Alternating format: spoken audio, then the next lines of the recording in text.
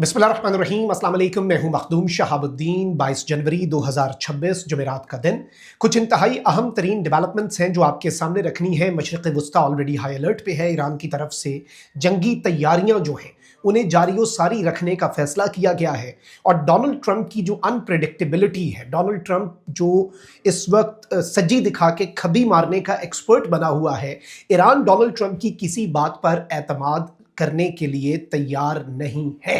इस सब के अंदर ईरान ने अपने तमाम तर कमांडर्स की छुट्टियां जो हैं वो मनसूख कर दी हुई हैं, नंबर 1।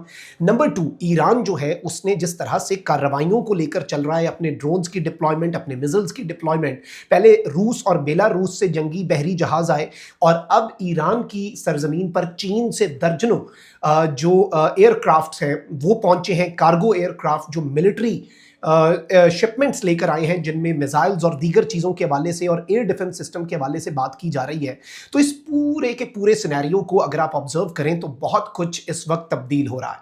लेकिन इस सब के अंदर अमेरिका के सदर की स्टेटमेंट और दूसरी जानिब अमेरिका की जंगी तैयारियां और मशरिक़ वुस्ता में अमेरिका ने जो महाज संभाला है और इसराइल के अंदर जो अलर्ट जारी हुआ है, इन डिटेल्स ने एक सवाल खड़ा कर दिया है। मैं लेटेस्ट डेवलपमेंट्स आपके सामने रखता हूं, लेकिन उससे पहले वही दरखास्त, हमारे इस यूट्यूब चैनल को भारत, अफगानिस्तान और पाकिस्तान मुखालिफ मुतअद्दिद अकाउंट्स की तरफ से रिपोर्ट किया जा रहा है। इस रिपोर्टिंग का असर जायल करना आपके हाथ में है। इस वीडियो को लाइक करें, एक के बजाय ज़्यादा से ज़्यादा कॉमेंट्स करें और अगर हो सके तो इस वीडियो को मुख्तलिफ व्हाट्सएप ग्रुप्स में आपने शेयर भी करना है।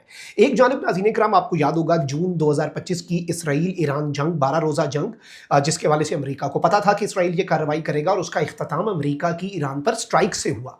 उसके बाद बेशक ईरान ने अलामती ही सही अमेरिका के अल-उदैद एयरबेस के ऊपर भी स्ट्राइक्स कर दी और उसके बाद सीज फायर अनाउंस हुआ। लेकिन जब वो इसराइल की पहली स्ट्राइक जो ईरान के लिए सरप्राइज थी, वो कब हुई थी? वो डोनाल्ड ट्रंप के एक ट्वीट जिसमें मुज़ाकरात की बात की गई थी, जिसमें ये इशारा दिया गया था कि कोई स्ट्राइक, कोई हमला नहीं होगा और मुज़ाकरात को ही आगे लेकर जाया जाएगा।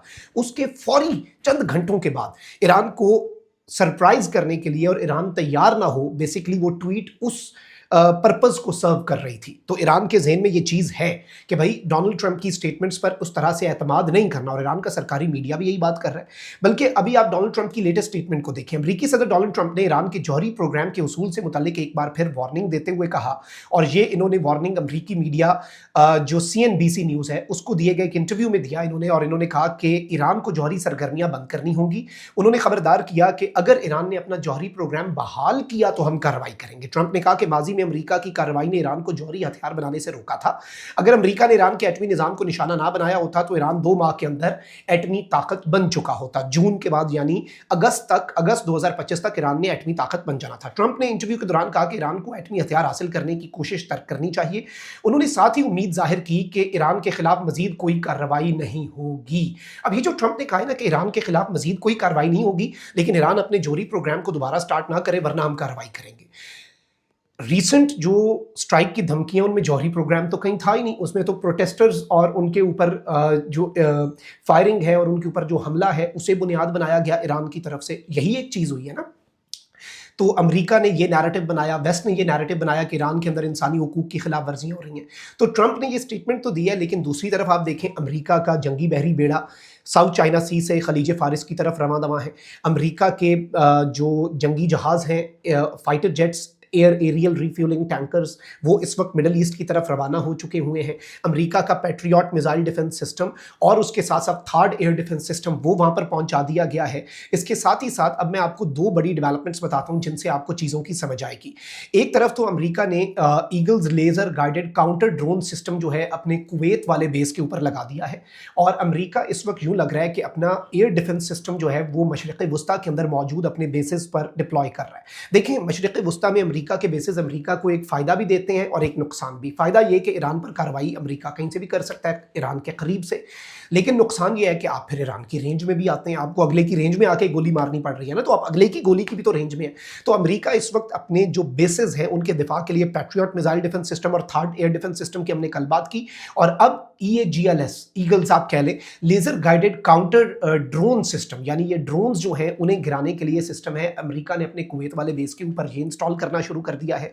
इसके साथ ही साथ नाज़रीन इकराम, यूएस मिलिट्री बिल्डअप जो है वो मिडिल ईस्ट के अंदर इंटेंसिफाई होता जा रहा है और 12 यूएस मिलिट्री ट्रांसपोर्ट फ्लाइट्स जो हैं वो 36 घंटे के अंदर मिलिट्री ट्रांसपोर्ट फ्लाइट्स, इससे पहले सिर्फ मैंने आपको बताया फाइटर जेट्स आए हैं और एरियल रिफ्यूलिंग टैंकर्स आए हैं।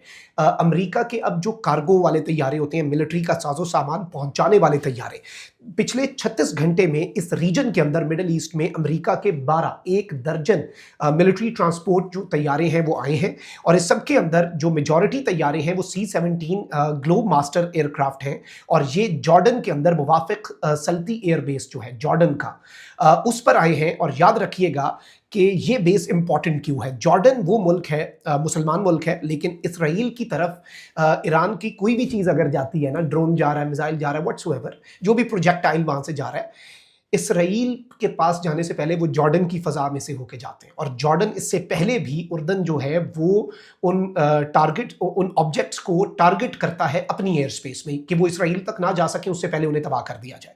अब इस चीज़ को ज़हन में रखिएगा, ईरान पर हमला और इसराइल का एयर डिफेंस, बल्कि ईरान पर हमले से भी ज्यादा जॉर्डन की जो टेरिटरी है, it is more important Israel के डिफेंस के लिए। इसराइल का आयरन डोम तो बाद में एक्टिवेट होता है, इसराइल का तो एयर डिफेंस सिस्टम बाद में उस अपने सारे काम करता है ना। अब 3 चीजें हैं नाज़रीन इकराम। इस वक्त ये जो मुवाफिक सल्ती एयर बेस है जॉर्डन का, यहाँ पर अमेरिका के कार्गो तैयारे और C-17 ग्लोब मास्टर 3 जो एयरक्राफ्ट है, मेजॉरिटी वो आए हैं। उनका लैंड होना, air defence system, air defence batteries और किस तरह से काउंटर करना है ईरान की रिटेलिएशन। अमेरिका समुंदर में अपने एयरक्राफ्ट कैरियर से ईरान के ऊपर स्ट्राइक्स करने का इरादा रखता है। कमांडो एक्शन करना हुआ तो कुर्दिस्तान की जो मकामी मलेशियाज हैं उनके जरिए करवाया जाएगा, इराकी कुर्दिस्तान, इराक वाले बॉर्डर को इस्तेमाल किया जाएगा। और इस वक्त ईरान के इर्द गिर्द सर्वेलेंस हो रही है। इंटरेस्टिंगली अब ईरान ने भी खलीजे फारिस के अंदर अपने जासूसी वाले ड्रोन्स उड़ाने शुरू कर दिए हैं ताकि अमेरिका की मूवमेंट्स पर नजर रखी जा सके। अमेरिका ईरान के सर पे आके अगर जासूसी कर रहा है तो ईरान अब अमेरिका के कम से कम बिल्डअप पर तो नजर रखेगा। अब 3 चीजें होती हैं नाज़रीन इकराम। एक, ये स्ट्रेटेजिक पोजीशनिंग है, बड़ी तरीके से इसे पोजीशन किया जा रहा है। ये क्लियर सिग्नल है रेडीनेस का। अमेरिका अपने दिफा को और इसराइल अपने दिफा को पहले जरूरी बनाता है। अच्छा, इसके साथ ही साथ इसराइल जो है उसका जो डिफेंस सिस्टम है उसने अपने दिफाई निज़ाम को बढ़ा दिया है। इसराइली मीडिया के मुताबिक ईरानी क़यादत अमरीकी हमले के जवाब में अपनी हिकमत अमली बना चुकी है। इसराइली फ़ज़ाइया ने खदशा जाहिर किया है कि ईरान इसराइल को लड़ाई में शामिल करेगा। यानी इसराइल ये कह रहा है कि हमने तो स्ट्राइक करनी नहीं है, स्ट्राइक तो अमरीका ने करनी है, ईरान की जंग अमरीका से होगी, हम तो इसमें नहीं आ रहे। लेकिन दे नो कि भाई ईरान अमरीका और इसराइल को एक ही समझता है और इसका जवाब जो है वो ईरान इसराइल को देगा। ईरान इसराइल को पहला हदफ बनाएगा, ये इसराइली ओहदेदारान ने कह दिया है। इसराइली हुकाम के मुताबिक सूरत हाल पर गहरी नज़र रखी जा रही है और किसी भी मुमकिन खतरे से निपटने के लिए दिफाई तैयारियों को मजीद मजबूत किया जा रहा है। इसराइली हुकाम का कहना है कि खित्ते में बढ़ती हुई कशीदगी के बायस अलर्ट हैं, जबकि अमेरिका और दीगर इत्तेहादियों के साथ करीबी राब्ता भी बरकरार है। याद रहे कि ईरानी मिसाइल हमलों से बचने के लिए इसराइली एयरलाइंस ने तैयारों को इसराइल से बाहर मुंतकिल करने की तैयारी ऑलरेडी शुरू कर दी हुई है। मैंने कल ही आपको अपडेट दी थी कि इसराइल के जो मिनिस्टर हैं ट्रांसपोर्ट के, उन्होंने कहा है कि हमने जून में भी हमें ज़रूरत पड़ गई थी अपनी एयरलाइंस के जो नॉर्मल सिविलियन एयरक्राफ्ट होते हैं पैसेंजर वाले, उन्हें इसराइल से बाहर मुख्तलिफ दुनिया के एयरपोर्ट्स पर पार्क करने की। वो ज़रूरत क्यों पेश आ रही है, everyone knows this very well. हमें इसका बहुत बखूबी इदराक है कि आखिर इसकी वजह क्या है और ये एक इंपॉर्टेंट चीज़ है। लेट्स सी मामला किस तरफ को जाता है, but this is something very big. और ये कुछ डेवलपमेंट्स थी जो आपके सामने रखना बहुत ज़्यादा ज़रूरी थी। अपना बहुत ख्याल रखें। अल्लाह निगहबान, पाक जिंदाबाद।